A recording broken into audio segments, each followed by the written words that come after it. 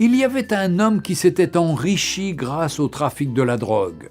Ses nombreux crimes concernaient essentiellement ses concurrents qu'il n'hésitait pas à tuer. Mais à chaque fois qu'il comparaissait au tribunal, il était toujours innocenté. Son secret ? Il avait un très bon avocat. Ce dernier était capable de convaincre n'importe quel jury de l'innocence de son client, quel que soit le crime dont il était accusé. Après chaque procès remporté, l'avocat exhortait son client d'abandonner ses crimes et de changer. Ce dernier rétorquait « Je te paie pour me défendre, pas pour me conseiller ». Un jour, il fit tuer un homme qui courtisait sa femme. La punition pour ce crime était la réclusion à perpétuité ou la condamnation à mort. Lorsque l'affaire fut appelée devant la cour, il appela son avocat qui, une fois de plus, convaincut le jury de l'innocence de son client.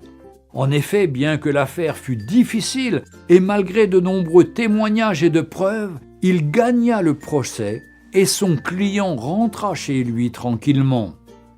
Comme d'habitude, l'avocat conseilla le client « Cher ami, il se peut qu'un jour je ne sois pas là. Pour toi, change ton attitude. Et attention, je suis ton patron et non ton fils. Va donner tes conseils ailleurs, lui répondit son riche client avec orgueil. Un jour, il récidiva en tuant un pasteur qui militait contre le trafic des drogues. Mais quelque chose s'est passé, bien que l'affaire était difficile et très compliquée, mais il était tellement sûr de son avocat qu'il appela ses amis, ses parents, sa femme et ses enfants pour assister au procès afin de voir comment il va humilier les juges et le ministère public. Alors qu'il se rendait au tribunal, il appela son avocat. Ce dernier lui rassura qu'il était en route et qu'il arrivait déjà. La salle était pleine à craquer et on attendait l'entrée du juge pour le début du procès. Et lorsque l'huissier fit lever l'assistance pour l'entrée du juge président, le trafiquant de drogue fut glacé de constater que c'est son avocat qui est sur le siège du jugement en tant que juge président de la cour.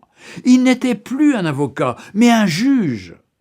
Lorsqu'on annonça l'ouverture du procès, le juge leva la tête et dit « Hier, j'étais votre avocat, donc je me suis battu pour vous, même lorsque vous étiez coupable. Mais aujourd'hui, je suis un juge et mon jugement doit être équitable. » Les larmes aux yeux, l'homme riche supplia le juge, mais celui-ci lui répondit « Tu as eu ta chance lorsque je te donnais des conseils, mais tu ne m'as jamais écouté et tu n'as jamais changé de vie. Désormais, tu subiras la rigueur de la loi. » L'homme fut condamné à mort pour assassinat et trafic de drogue.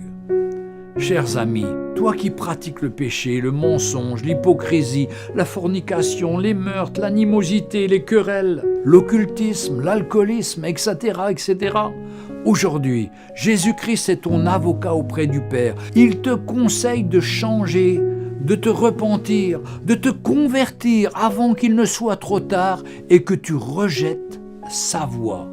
Mais un jour, il reviendra comme un juge et rendra à chacun selon ses œuvres. Il te dira « Hier j'étais ton sauveur, mais maintenant je suis ton juge. » Aujourd'hui, Jésus-Christ est notre avocat et rédempteur, mais le jour viendra où il jugera chacun équitablement. Jésus-Christ revient bientôt.